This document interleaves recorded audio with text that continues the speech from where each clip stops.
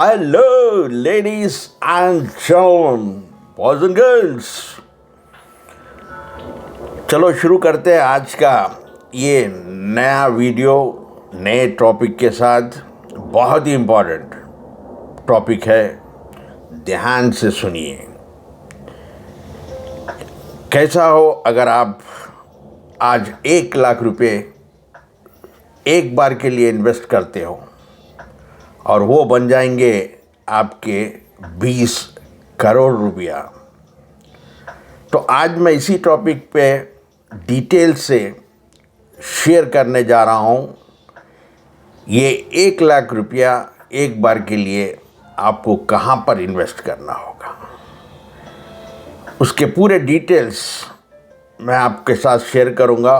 इसीलिए मैं चाहता हूँ कि आप इस वीडियो को एंड तक देखिए, क्योंकि मुझे कुछ नौजवानों ने मैसेज किया।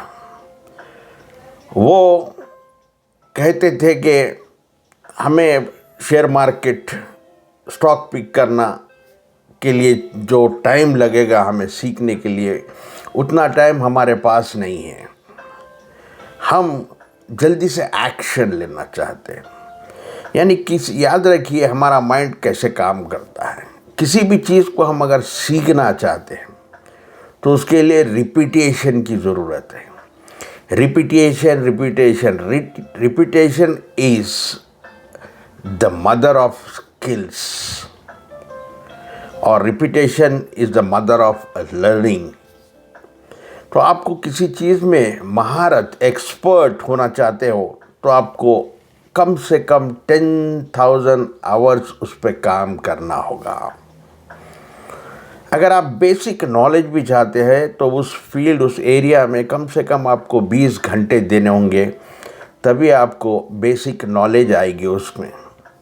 तो आजकल लोगों के पास उतना वक्त नहीं है, उतना टाइम वो नहीं दे सकते, वो तुरंत एक्शन लेना चाहते हैं। और मैं भी अक्सर कहा करता हूँ, only action gives you the results. जब आप एक्शन लोगे तो जब भी उसके नतीजे जाएंगे, जब भी उसके रिजल्ट्स आएंगे।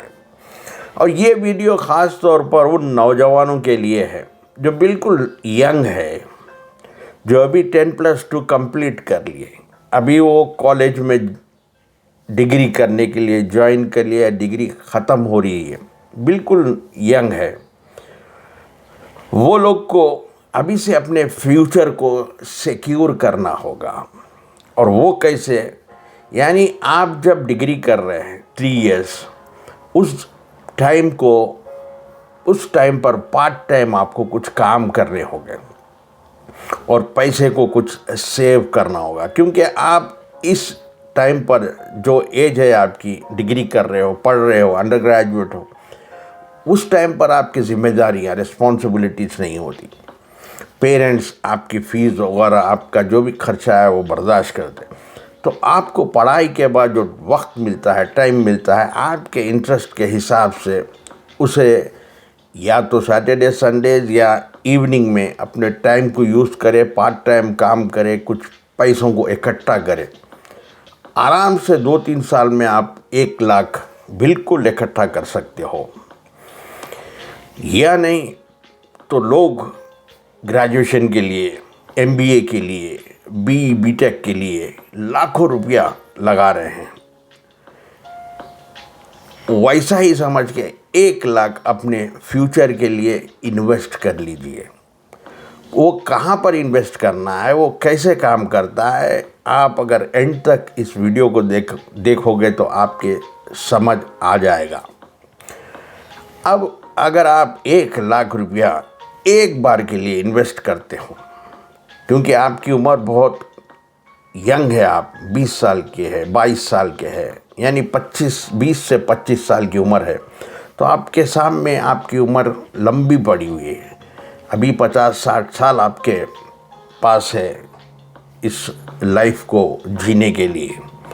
तो आप 20 साल की उम्र में 1,00,000 रुपया यहाँ पर इन्वेस्ट करते, जो मैं आप आगे बताने वाला हूँ, और उसे 20 साल के लिए इन्वेस्ट करते हो तो पता है कितने बन जाते हैं? 45 लाख।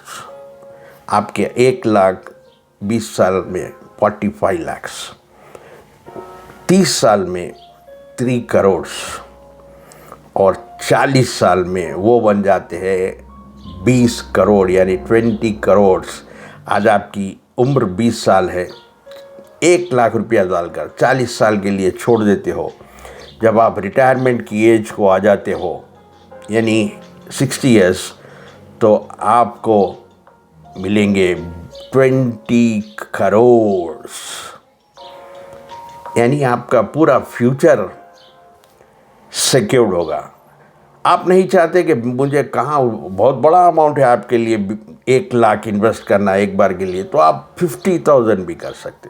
अगर आप 50,000 करते 50,000, तो वो 20 साल में बन जाते हैं 22.5 लाख और 30 ईयर्स में बन जाते हैं 1.5 करोड़ और 40 साल में बन जाते हैं 10 करोड़। और ये भी कोई कम अमाउंट नहीं होता, यानी 1 लाख के जगह 50,000 इन्वेस्ट करते तो 20 करोड़ के जगह 10 करोड़ बन जाते हैं। अगर उतने भी नहीं कर सकते, 25,000 आप इन्वेस्ट करते एक बार के लिए, तो 20 साल बाद आपके पास होंगे 11 लाख, 30 साल के बाद 75 लाख और 40 साल के बाद 5 करोड़ होंगे। उतना भी अगर नहीं करना चाहते, आजकल तो नौजवान बच्चे 10,000 का फ़ोन आराम से आसानी से अमेज़ॉन फ्लिपकार्ट पे ख़रीदते, बाई कर सकते हैं। एक बार के लिए उसे पोस्टपोन करिए, उस 10,000 को आप इसमें इन्वेस्ट कर दीजिए। वो 10,000 20 साल में हो जाएंगे 4.5 लाख, 30 साल में 30 लाख और 40 साल में 2 करोड़।